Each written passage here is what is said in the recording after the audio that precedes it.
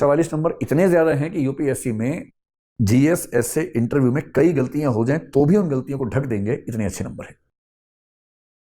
344 के बाद इसी वर्ष एक और उम्मीदवार के नंबर आए हैं 326। उनका नाम है भानु प्रताप सिंह, और अगर मैं ठीक याद कर पा रहा हूं तो इंडियन रेलवे ट्रैफिक सर्विस में उनका सिलेक्शन अभी हाल ही में हुआ है, मतलब इसी एग्जाम में हुआ है। और बहुत होनहार व्यक्ति हैं, मेरा ख्याल है कि जल्दी ही इंप्रूवमेंट करके किसी बढ़िया सर्विस में शायद प्रॉपर आईएएस में आपको देखेंगे। इसके बाद मुझे एक लड़के का नाम ध्यान है, अभिलाष नाम है, अभिलाष गैरोला, उत्तराखंड के रहने वाले हैं, बहुत ही दमदार व्यक्तित्व है। 320 नंबर हिंदी साहित्य में है। इसके बाद आपको गंगा सिंह राजपुरोहित याद ही होंगे, जो हिंदी माध्यम के टॉपर थे 3-4 साल पहले। उस साल 315 बहुत अच्छा स्कोर था, उनके 315 नंबर हिंदी साहित्य में आए थे। कुछ लोग कहते हैं कि वो तो हिंदी साहित्य के विद्यार्थी पुराने थे, जेएनयू से पढ़ रहे थे, लेकिन सच ये है कि वो बीएससी करके दिल्ली आए थे। दिल्ली में उन्होंने हिंदी साहित्य पढ़ा, दृष्टि में ही पढ़ा, मुझसे ही पढ़ा, और फिर जेएनयू में भी एडमिशन लिया साथ में, ताकि थोड़ा सा और बेहतर चीजें हो जाए, माहौल अच्छा मिले, और फिर वो आईएएस बन गए। उससे एकदम पहले देखें तो निशांत जैन, जो हिंदी माध्यम से इस नए ट्रेंड में आज तक के सबसे अच्छे रैंक होल्डर हैं, 13th रैंक उनका आईएएस में आया था। उनके 313 नंबर आए थे, और 313 नंबर उस जमाने में बहुत अच्छे थे। उस साल तो 275 नंबर के लाले पड़े हुए थे, केवल 2-4 लोग मुझे ध्यान है जो उस समय 280-90 तक पहुंचे थे। इनके 313 नंबर थे, कमाल कर दिया था। और ये सारे के सारे नंबर वो हैं जो उन नंबरों से ज्यादा है।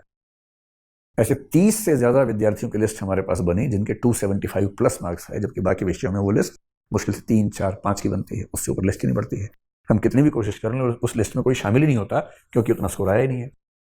अब मुझसे कई बच्चे पूछते हैं कि सर ऐसा क्यों होता है कि एक विषय में नंबर ज्यादा अच्छे, और यदि विशेष रूप से 2013 से ट्रेंड चेंज होने के बाद के 6 वर्षों का रिजल्ट देखूं तो ये तथ्य सही है।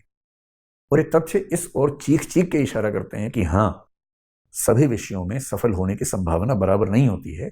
किसी विषय में संभावना ज्यादा होती है, किसी विषय में संभावना कम होती है। और इसलिए मेरे पास एक ही तर्क है, अगर हिंदी साहित्य लेना है तो केवल इसलिए लीजिए कि उसमें आपके बाकी विषयों की तुलना में 10, 20, 25 नंबर ज्यादा आने की संभावना है, और कोई वजह नहीं है। इस वजह से लेना है तो लीजिए। और यदि फिर भी आपको बाकी विषय 15-20 साल में, मतलब हमारे संस्थान ने भी और संस्थाओं ने भी इतना काम किया है, इतनी मेहनत की है कि नए विद्यार्थी के लिए उस विषय को पढ़ना बहुत आसान हो गया है। मैं अपने बारे में नहीं कह रहा हूं कि मैंने कुछ कर दिया है, मतलब सब लोगों ने मिलकर कुल मिला के कंटेंट की अवेलेबिलिटी बहुत आसान है। जितने प्रश्न यूपीएससी में आ सकते हैं, सोचे जा सकते हैं, उन सभी प्रश्नों के लिए कंटेंट आसानी से उपलब्ध है हिंदी साहित्य में। एक बात तो ये है।